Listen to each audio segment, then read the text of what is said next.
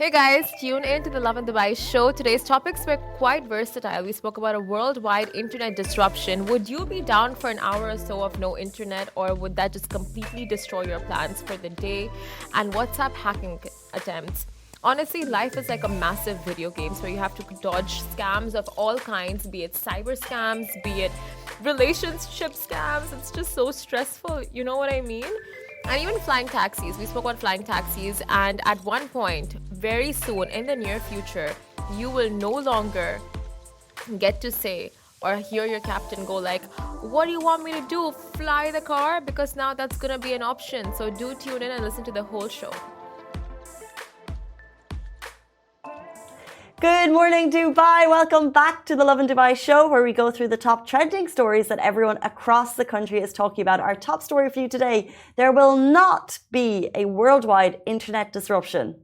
I have mixed feelings about this. We'll be talking about WhatsApp hacking attempts. We're talking all things road trip. The Emirati traveler, he did a 3-continent road trip. We'd love your thoughts on that.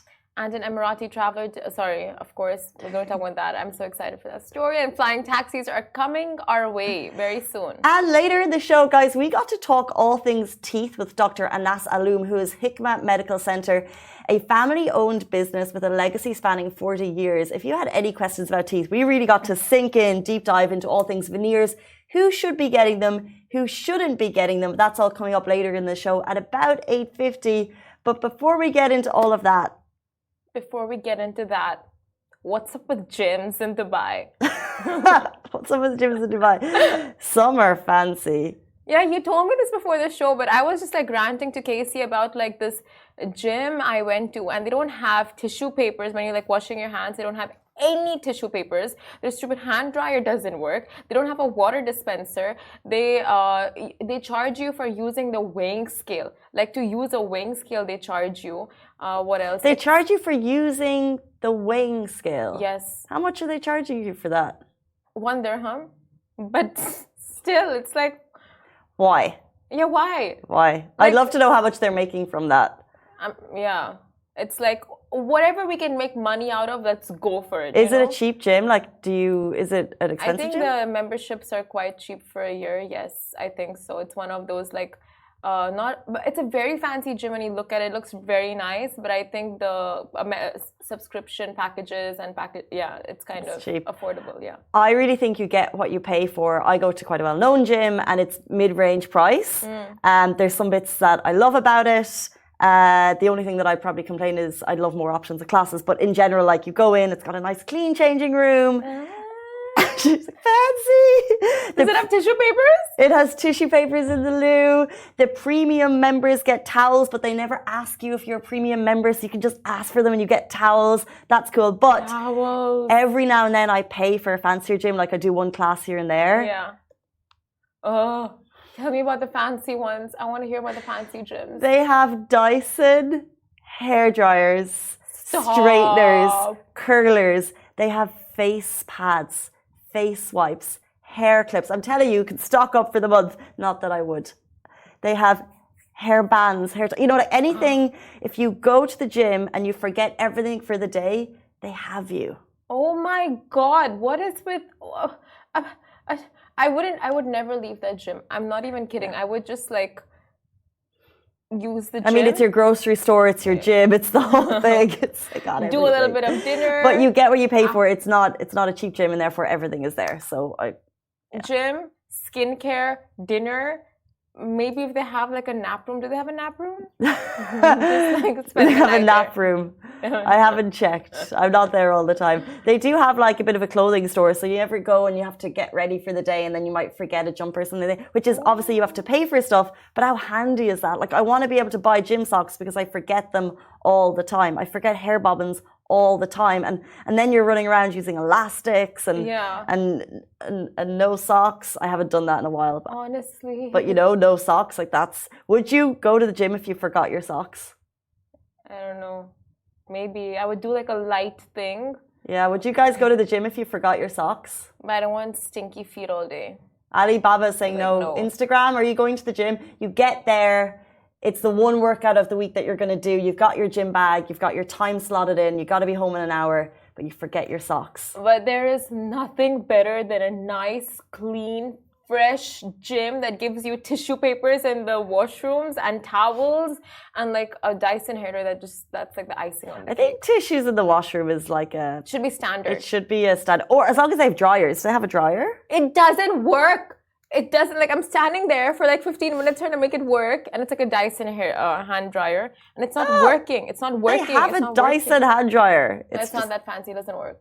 Like it's probably like as old as the gym, you know? Like it's just like it wasn't working. I'm just like, oh my god! Like, I'm just like wiping it on my clothes. I'm like, this is just so annoying. And I left the washroom with such a bad mood. I'm like, you know what? This is a sign I shouldn't be working out today. That's what you don't want. I think you get what you pay for, but I think in general, all our buildings have gyms and they're free, which is amazing. But then, and that's why you even said that you're in quite a relatively affordable one, and it does look quite fancy. Like we are quite blessed in this city to have such a variety. But at the end of the day, it's nice to have some tissues to wipe your hands. 100%. Even the We're taps. so spoiled. We're so spoiled. No, we're not spoiled. We are spoiled. No, we are spoiled. It's just like these are basic. No, my mom went to the pool at home in Ireland, and she was like, "It's Casey. It's just not the same." She was like, "I'm so spoiled being here for so long. We are spoiled." It's fine. It's fine. But now that we're spoiled, these are just basics. And even taps, you don't have to keep pressing every 2 seconds so the water like stays running. Like, what is that? How does that even work? How do you even wash your hands? Like, nothing works in this gym. Write a strongly worded email. That's how we get things done. Guys, let's jump into our top story. Is there going to be a worldwide internet disruption? We have the latest on that. If you are addicted to your phone, Instagram, TikTok, rest assured you can breathe easy. A report about the worldwide internet power outage has been dismissed by the UAE's Telecommunications and Digital Government Regulatory Authority of the UAE. The report says they want to assure the public that a possible worldwide internet disruption on October 11th are incorrect, and they've added, we strongly encourage everyone to rely solely on our official channels for any such updates. So wherever you got the information from that there will be an internet outage on October 11th, just know it's completely false, and that the officials are urging you to rely on these websites to make sure you get your information right. So it's completely false. There will not be an internet power outage. Wherever you got that source from, that is fear mongering, because if I heard that information, I would be concerned. I'd be thinking, you know, if we don't have internet, it's like a lifeline at this point. Yeah. So for the sources to say that there was not going to be an worldwide internet power outage, freaks me out. That actually makes you realize how much we completely rely on the internet in today's day and age. If I said right now, power outage, what would be your biggest fear? What would be your immediate, oh, I won't be able to do that this second? Okay, right now, if you told me there would be a power outage, depends on how long. If it's an hour, I would be like, okay, you know what? I can deal with that. Maybe we needed a little bit of like no internet, a little bit of no phones, no laptops, zen moment. Let's go to the pantry and let's all of us eat together. But if it was like a day-long thing, I'm sure people have like errands to run. Like you can't. Some people rely on their phones for payments, like that requires Wi-Fi, like transfers and stuff. So I don't know, like how. I think the world would come to a standstill. I think so. Well, there'd be the work part of it. Yeah, work part. The work element, that would be a concern.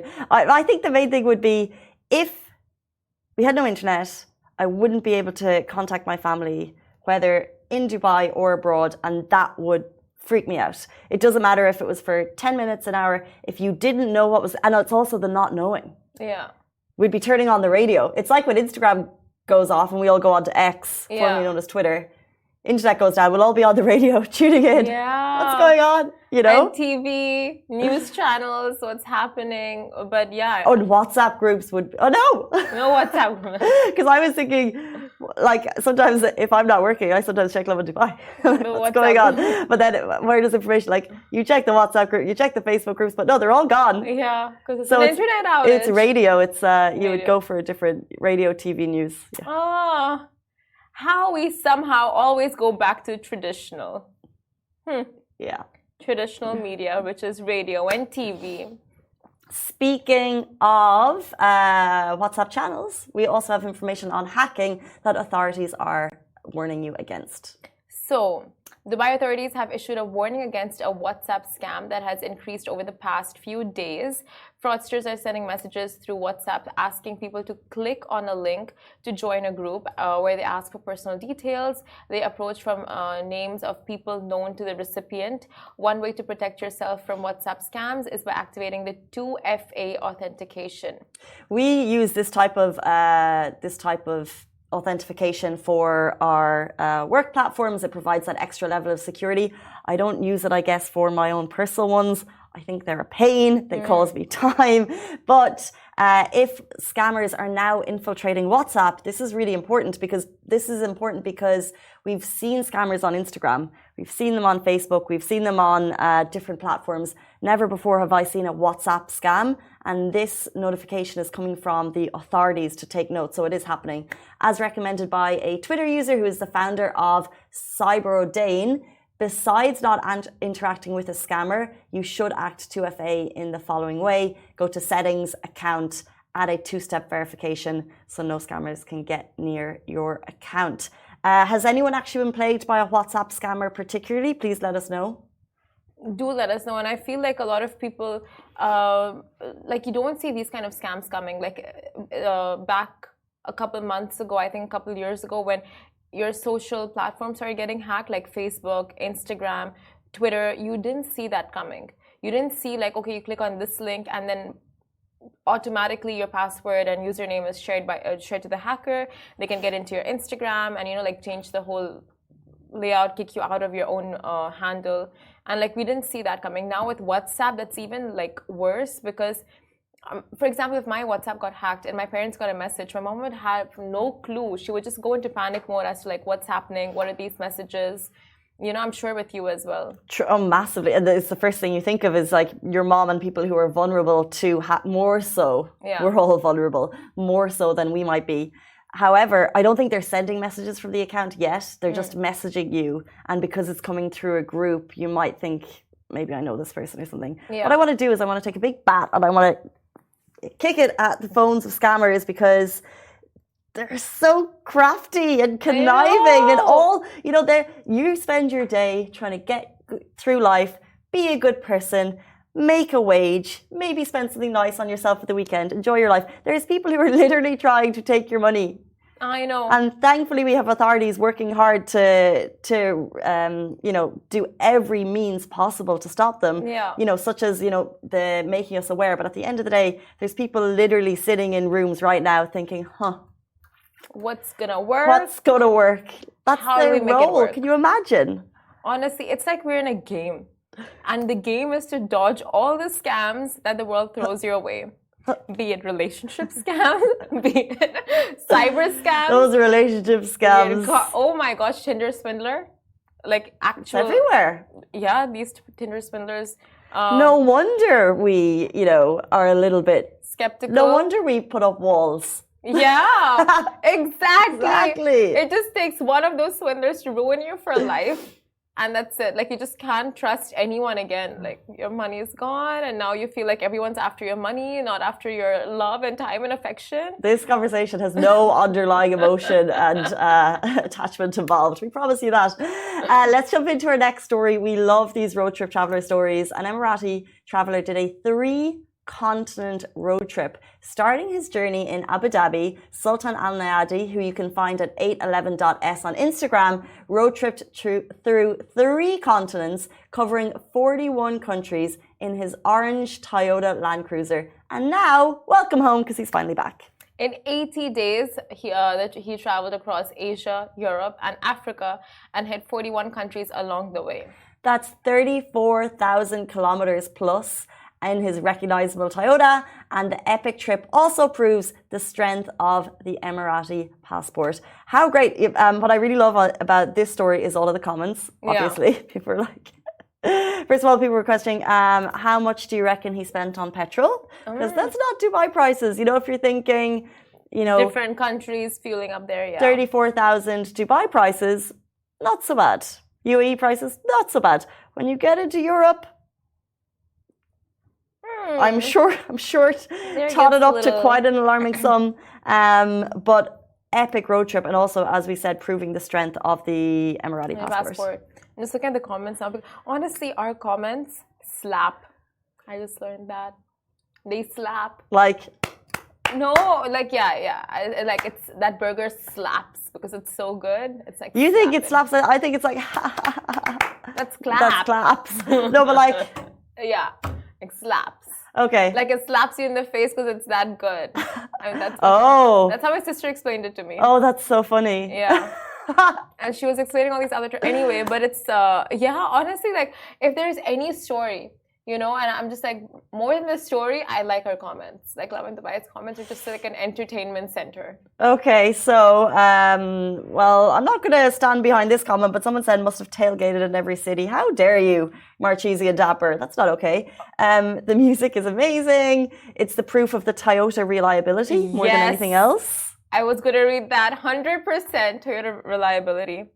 You cannot go wrong with a Toyota car. Even when you resell it, like the prices, they don't depreciate like compared to an American or like a sports car and stuff. Like the prices depreciate a lot and loses its value. But a Toyota doesn't really. I think I have a Toyota. Toyota, like they have good resale values. Toyotas, like Japanese cars. Oh. Ali K, she's right. Toyota, Nissan. Oh, like. Ali K is like that. I've never agreed with Simran more than just now. Call me a car expert. Tell me more because I believe I have a Toyota and I'd love to know more about the resale value. So when you go to resell your car, okay. When you're done with it or you want to purchase a new one or whatever the reason may be, you will get a good price for it because, Toyotas and Nissans, they don't lose their value. However, sports cars, because of the wear and tear, and it eventually depreciates with time. That's all I know. Wow, amazing. Great. Thank you. I feel good about reselling my car if anyone needs a 2008. And if you have a Land Cruiser, that's even better. The prices will just keep going up. If you see this, by the way, as well as the story, the visuals are absolutely stunning. Some of the terrain he covered is super cool. The car itself is very recognizable. Super duper cool car. Everyone's like, I'd love to take a picture with this SUV. Where can I find it in Abu Dhabi? Oh my gosh. By the way, this is an Abu Dhabi story, so shout out Mayar who put it together. It looks super cool and you can find it all on Lovin Abu Dhabi. Every time I hear Mayar, I think of Trevor Noah. Yes, yesterday was Trevor Noah Day. Biggest comedy gig to hit the UAE ever. Over 14,000 tickets sold down at the Coca-Cola Arena. She said it was hilarious. Really? Yeah, that's it. I didn't go more into it. There's more. Did anyone see Trevor Noah can vouch for Mayar saying it was hilarious? I have no doubt. Like, we had big fans in the office running down yesterday. Oh, yeah.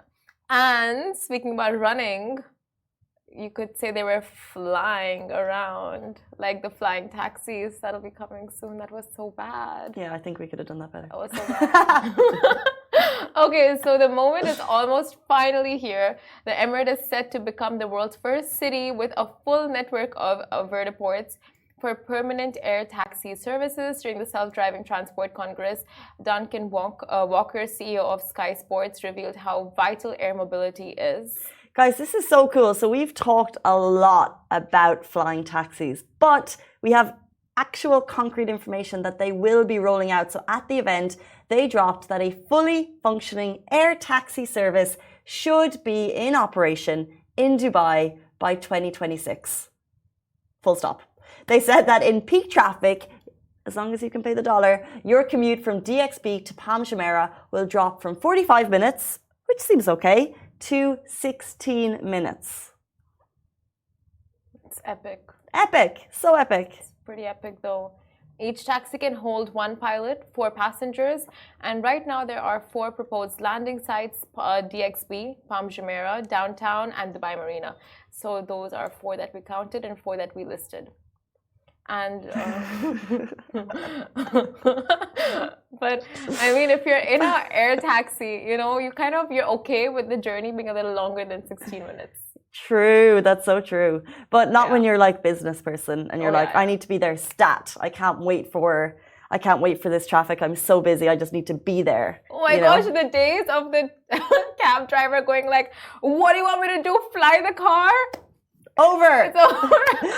We need to see what this is going to look like on a wider level, because the reality of this actually being rolled out and, the regulation in the skies, like, you can't just like throw things up there. Like, are they going to have specific paths that they follow? I'm sure it's the same as airplanes. There's obviously, infrastructure in place already for air traffic management. Of course there is. They'll put new regulation in place for these flying taxis, what level they'll be flying at. Are they like helicopters that when it's windy, they might struggle, so therefore you won't be able to rely on them fully. But the rollout will be starting, which is so super cool. I just wish I lived in one of these areas to then make it accessible, because I'll never be able to be like, I just need to get it to GXB. I just need it, but I don't live in these areas. So you don't know, it's in 2026. True. What if you're there for a work event and then you're like, there's too much traffic, I need to beat the traffic, and then you're like, air taxi.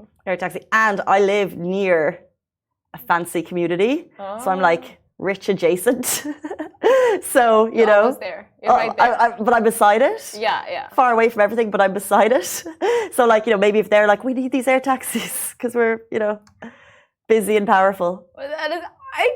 It's actually so cool. Imagine when it rolls out to the other Emirates, because that's when you need it more. Not like intercity, but like when you're going from Dubai to Abu Dhabi, Dubai to Sharjah, Dubai to Ajman, like that's when it'll be come in handier a lot more. So super cool. So as we wait for them to announce the prices and more information, we're also, of course, looking at autonomous roads on the vehicles. As we mentioned last week, we will see autonomous taxis down in Jumeirah in the near future while they test out 5 vehicles.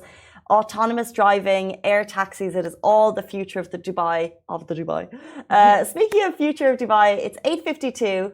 In our interview, we are joined by Dr. Anas Aloom, who is not the founder, it's a family business, Hikma Medical Center, which they have a legacy of 40 years in providing efficient, innovative and safe dental care. And we got to ask him every question that we had about teeth, and he gave his honest answer. So please take a listen. Hey guys, welcome back to the Lovin Dubai show. Today we're joined by Dr. Anas from Hikma Medical Center, a family-owned business with a legacy spanning 40 long, amazing years. The team at Hikma Medical Center pride themselves in safe and efficient dental care through high-end technology and innovation. So if you have questions about teeth, get them in now. We have the man to answer them. Welcome to the show. Thank you so much for joining us. Thank you. Welcome. And I must say, you're pearly whites are absolutely pearly white. Thank you. Well, I'm a dentist. I should, right? Yeah, of course. Yeah. Like your work should also reflect on you, no? A little bit. For a lot of professions. Yeah, I mean, not necessarily though. Isn't that what they say? There's a famous saying of what is that saying where like the carpenter's door is always like jammed or something? I don't know. Yeah. I mean, if you're a chef, are you cooking at home? Probably not. You're not? I don't think so. What's the point of being a chef then? That's true. Okay, yeah. Today we're talking teeth, and actually, teeth is a big topic in Dubai. People have these like famous, teeth are a big topic. But Hikma Medical Center has been in the business for 40 years, which is amazing. Yeah. Where did its roots come from? How did it begin? So my dad and my mom both are dentists, and they started 40 years. The clinic was in the house. Really? That was in Abu Dhabi, where Abu Dhabi was still like there was almost nothing. You can imagine Abu Dhabi in 1983. So it was the clinic was in the house, and the living room was the patient's waiting room. I remember I was one, and I grew up to the sound of the handpiece. The sound that people hate the most. There probably weren't trends back then for teeth, right? It was just it wasn't. Maintenance. It was more primary health care, like primary care. So if you have pain, you go to the dentist. If fillings, extractions, that kind of stuff. I think so. Yeah. But my dad was doing very well. He started doing implants in 1987. Believe it or not, dental implants, where people now talk about implants like it's a new thing. Yeah. Your parents must have been so proud when you followed in their footsteps and went down the dental route. You should ask them. I don't know. Mom, Dad. I'm sure, like when your kid goes down the same profession. But like Casey said, back in the days, like the practices used to be so different. Like before, it was all about teeth whitening. That's true. Right? And now it's all about like veneers, the perfect Hollywood smile, a lot of implants. So dentistry went through phases. So from the 50s till now. The first phase was dentists were obsessed about what we call occlusion. So when you bite your teeth together. And that was a phase. I studied in Los Angeles, and I studied in what are the hub of occlusions, called USC, University of Southern California. And that's where the biggest mentors, the gurus of occlusion, were actually from there, Stewart and McCollum and Stallard. So if any dentists hear me, so gnethology, anyways. So gnethologists were started from there. So everything was about occlusion. Dentists used to grind teeth just to get your occlusion by. They used to believe that you'll get divorced because your teeth are not aligned properly, occluding properly. That's how they were mental. That painful. Yes, and then now we're going through a phase where we stopped that phase, and now we're into this phase of, unfortunately, dentists and we're obsessed with teeth being so wide that there's a lot of grinding of teeth also because of aesthetics or cosmetics. So now we're going the opposite. Before we were function, and now we're aesthetics.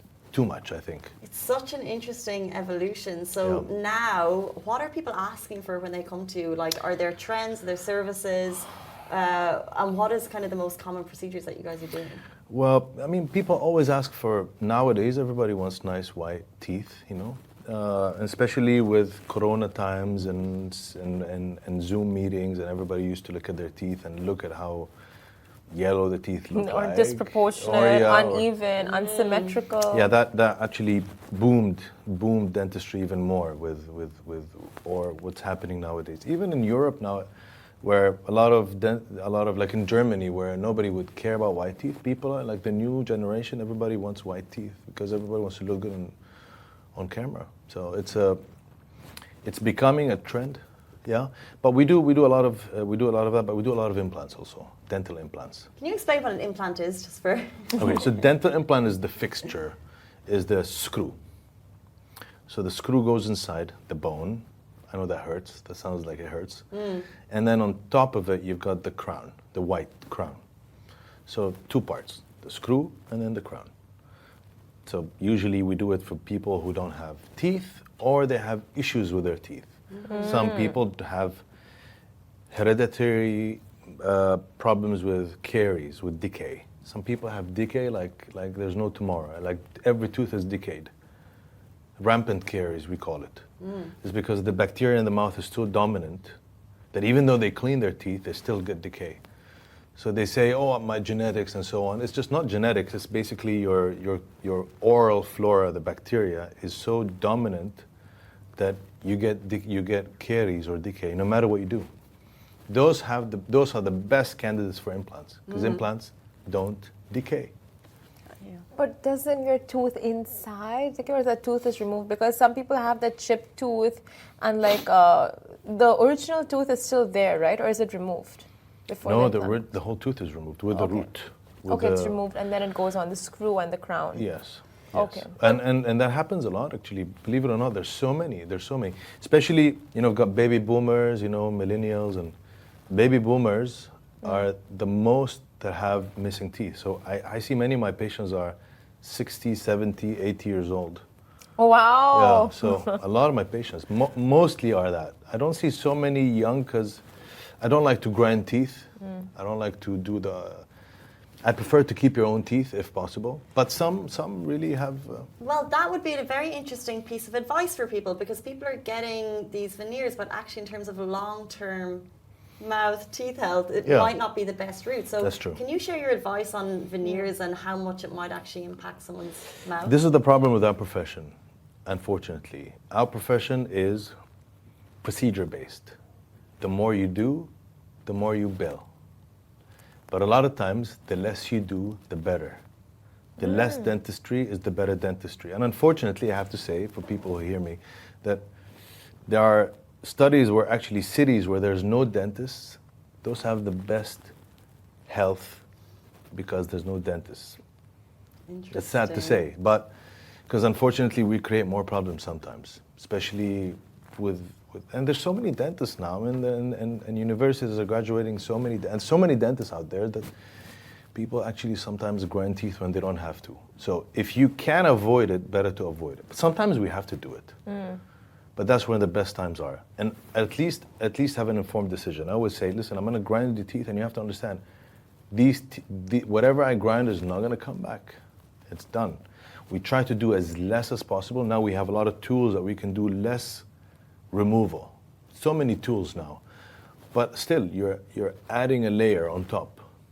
So that's where you got to go see somebody who's good and who's honest. Well, you have me as a new client. Yeah. That's for sure. I mean, like the trajectory of dental care, right? From braces to Invisalign, now veneers, it's just kept evolving and evolving in such like enhanced ways each time. But what are the list of services that you guys provide down at the clinic? So anything that has to do with oral health or anything that involves dentistry, starting from pediatrics, kids, from age of 6 months or 1 year all the way to 16, and then anything that involves after that gum health, so periodontics, orthodontics, braces, Invisalign, extractions, oral pathology, anything all the way to the most aesthetic or cosmetic, which is veneers. So how would you say you guys stand out compared to other clinics in the country with your services? I mean, I can always speak about myself.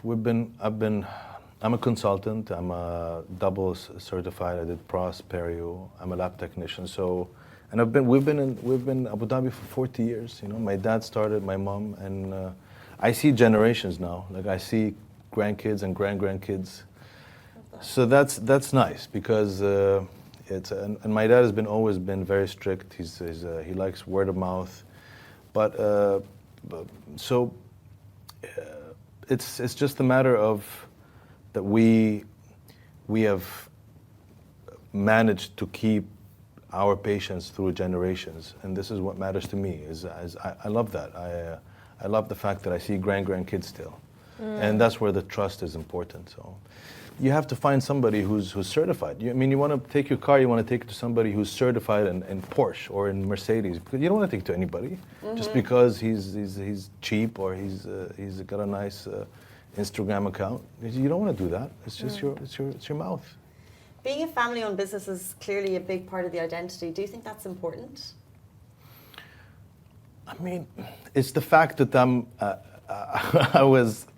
I was born with dentistry always in the house. So I mean, that makes me more in the business all the time. So I know everything that involves dentistry, and I do teach dentists. I give a lot of courses to dentists all over the world. So I'm always in contact with dentists, and yeah, of course that helps for sure. But there's a lot of dentists and my friends that they don't come from generations of dentistry, and they're still fantastic. So it helps. So I'm a rookie with dental work, and when you go into a store before you get cosmetics, you try it on. You get a sample. Yeah. So do you guys provide test drives for that perfect smile? Oh, for sure. This is one of the tools that made us, as I told you, to lessen the amount of grinding that we need. And as you said, like if you want to build a house, you want to see how it looks before, right? 3D Max, any of those softwares. It's the same thing now in dentistry. We have softwares that make you see how you would look, and in 2-dimensional and in 3-dimensional fashion. And then we take all this information, all this data, and then we print it out, because there's a lot of cool gadgets now, printing, milling, all this new stuff. And then we can actually try it in the mouth before we even do anything. So you can have a look of how you would look like before you even start. In 2-dimensional way, like simulations, 3-dimensional on a software, and then even take it to the real world. And then you can choose to have it more customized and... Absolutely. We can even customize now, like I can put my teeth, exactly my teeth on somebody else. And I've done it many times. Oh, so do people come in with requests like we want the Jennifer Lawrence smile, we want the Casey Fitzgerald smile from Lovin Dubai? As long as I have the data. If I can have the data, so I need a scan of that person, then I can do it. I can absolutely do it. How do you go to a celebrity get their scan? Well, I have some scans of really like celebrities. We managed to circulate from my friend's STL. It's called STL file. It's a file that just teeth. So we can take those teeth and put them. Which Sometimes it fits, sometimes it doesn't. Which ones? Well, I've got Tom Cruise. Well, I don't know. Tom Cruise smile. Yeah, I know. The dentist who treated Tom Cruise, my friend actually, yeah, and the technician too. Okay, from the females? No, female Scarlett Johansson. Oh, interesting. But like this high-end tech innovation is crazy to me, and it's so cool. Like how far things have come. One thing I keep hearing about is these one-day implants, and how you can transform smiles. Like, is that as good as it sounds? It is. No, I'm serious. I'm not selling things now. We can actually place implants and put the tooth within 5 hours. Oh, so wow. you can actually come in with no teeth or with really badly destructed teeth because of decay or gum disease. The teeth are really wobbly or whatever it is. And then we can take the teeth out, place the implants, and give you teeth within 5 hours, maybe 24 hours. You can have teeth. And We're talking about removal and no, fixed. Everything's fixed. Like you can actually chew an apple on. Like, you know. So people coming in with no teeth, you will give. Yeah, So all the time. I do this on a almost daily basis. Almost. Wow. So what I'm getting from this is that go into your clinic with absolutely no preconceived, as in treatments that you should get a consultation, and you guys will recommend the best way to go about. Yeah. Yeah. Also, now I just want to ask like a few tips, since you're such a veteran in this field for. I'm not that old. Oh, because you've seen it for years. You've grown up with this, okay? I understand. Fine, I'll take it back. You're not a veteran. That's all right. From this rookie. I mean, yeah, I'm matured. This matured Yeah. doctor. So can you give us a few tips on, how to maintain a good smile, good dental hygiene? Sadly, I have to say, as a dentist, as I say, the least dentistry is the better dentistry. Mm-hmm. So interesting. Yeah. Mm-hmm. The less amount of dentistry you do is the better for you, unless it's really needed. Mm-hmm. And that's where you have to be smart enough to know, with your dentist, of course, you gotta sit and understand. Like, if it's cosmetics, I have to sometimes remove. Is it really worth it or no? So but if you can do the least amount, is the better, for sure. That's the number one rule. The least, the better. I would do the same thing for me, the same thing for my kids. It doesn't matter. I'll do the same thing. The least amount of dentistry is better. But, try to see the dentist more often, just because a lot of times we can catch things early. As simple as that, really. See the dentist as much as possible, or as often as possible. You grew up surrounded by Hikma Medical Center. You've seen its evolution. You've seen the evolution in the industry. What is the legacy you hope to achieve, your family business hopes to achieve with Hikma Medical Center? I really hope to still being able to keep doing dentistry until I'm older. And I like to see... An actual vet. Exactly. I like to see families and generations come in, because that makes me... Because our work is very human. There's a lot of human interaction. I just meet you, and then suddenly you're right here, and I'm in. It's very up close. It's very close. Yeah, we are. Probably us and the barbers are the ones who are that close. So I always say that to dentists: you have to be friendly, and smell good and feel good, because you just met somebody, and suddenly he's right. He's literally. You're invading the personal space. Mm-hmm. We are violating that every day. So. Oh yeah, you don't want a doctor with bad body odor coming. Yeah, I get that. Yeah. No. So you have like a selection of perfumes. Yeah. So I have that always in front of me. Always. So do you ask the customer, like the patient choose which perfume you would want to smell today? Yeah. No, that's up to me. How can people get in touch with you? Where are you located? What's the best way to reach out if they have questions, first and foremost? Social media is maybe the better way, through mine, Anas Alom, or through Hikma Medical Center. We're in Abu Dhabi. We've been there for 40 years. So Hikma Medical Center, that's where I'm staying at. And social media maybe is the best way. Amazing. Dental health is so interesting and so important. Thank you so much for your time. It's great to get your insights. Thank you so much. Thank you. We really appreciate it, guys. That is all we have time for in the show today, but we're back with you tomorrow morning, same time, same place. Massive thank you to Dr. Anas. Goodbye from me. Thank you. Goodbye from me. Bye-bye.